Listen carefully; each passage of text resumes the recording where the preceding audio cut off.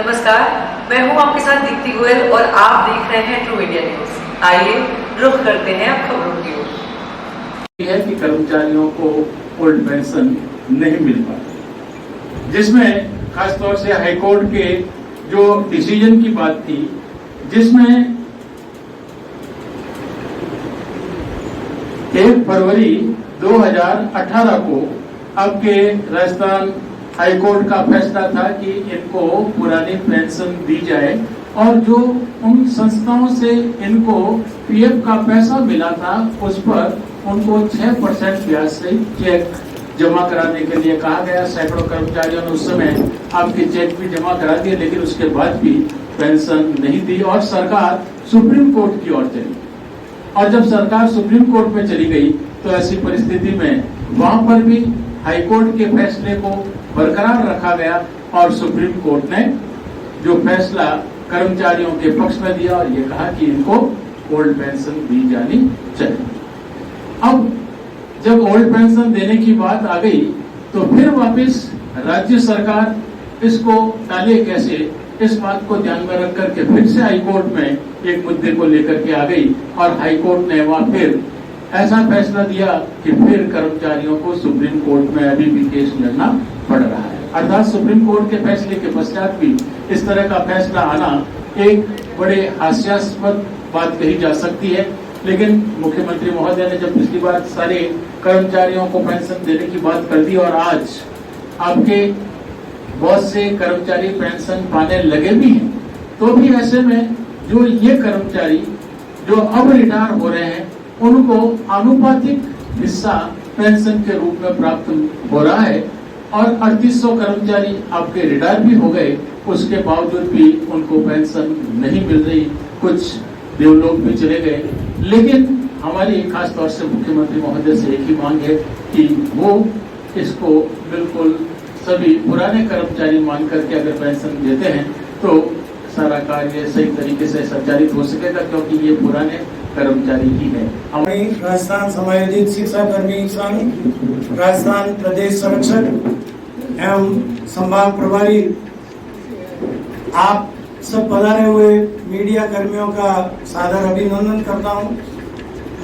आप लोगों ने हमेशा हमारे संघर्ष में पूर्ण सहयोग दिया है और आपके सहयोग से ही हम लोग जो प्रबंधन का उत्पीड़न था, जो हमारा शोषण था, उससे मुक्त होकर सरकारी सेवा में चले गए। इसमें माननीय मुख्यमंत्री जी अशोक जी गहलोत साहब का भी बहुत बड़ा उनकी संवेदनशीलता थी।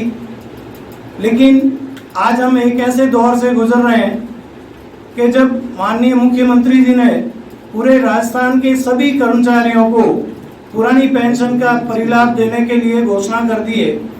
हम कुछ गिने चुने कर्मचारी जो 2011 में राजस्थानी विद्यालय और महाविद्यालय में समायोजित हुए थे, वो इस ओल्ड पेंशन के परिलाभ से वंचित है।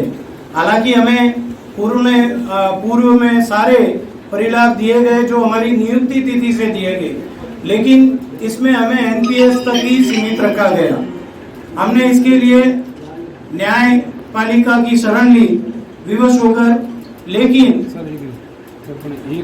मुख्यमंत्री जी ने जो राजस्थान के सभी की घोषणाएं की और आदेश भी निकाल दिए हैं, लेकिन हम जैसे कुछ गिने चुने 3800 लोग तो रिटायर हो चुके हैं और लगभग 4000 लोग सेवा में हैं। उनके लिए ओल्ड पेंशन का परिलाभ दिया जाए, ये हमारी मुख्यमंत्री जी से विनम्र निवेदन है। और दूसरी बात ये है कि जो सुप्रीम कोर्ट में फैसला आ चुका है उसकी परिणति में जाकर वो जो वाद अभी भी चालू रखा हुआ है सुप्रीम कोर्ट में, उसको वापस लेकर और हमें इस पुरानी पेंशन को कंप्लायंस करने का अनुग्रहित करें। ये हमारी मुख्य दो ही बातें हैं। एक तो जो सुप्रीम कोर्ट का केस है उसको पुनर्विचार करके वापस ले लें और हमें ओल्ड पेंशन का परिलाभ दिया जाए।